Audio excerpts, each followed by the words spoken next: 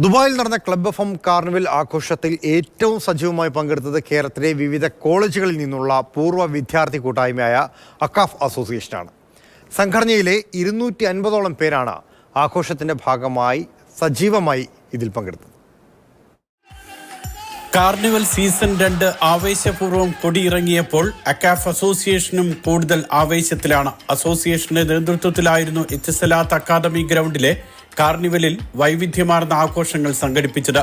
ആഘോഷം ആവേശത്തിലെത്തിക്കാൻ 29 കമ്മിറ്റികൾ രൂപീകരിച്ച് 250ഓളം പേർ ക്ലബ് എഫ് എം ടീമിനൊപ്പം ചേർന്ന് ഒരുപോലെ പ്രവർത്തിച്ചു. നമ്മൾ നടത്തുന്ന എല്ലാ പ്രവർത്തനങ്ങളും നമുക്കൊരു എക്സ്പീരിയൻസ് ആണ്.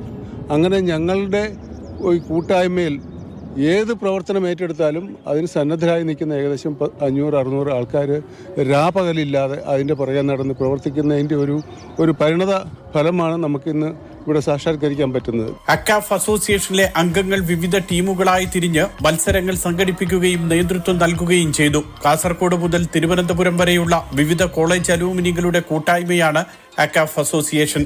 കാർണിവലിന്റെ ആദ്യ പതിപ്പിലും രാവും പകലും അക്കാഫ് അസോസിയേഷൻ അംഗങ്ങൾ സജീവമായി പങ്കെടുത്തിരുന്നു. Mathrubhumi news, Dubai.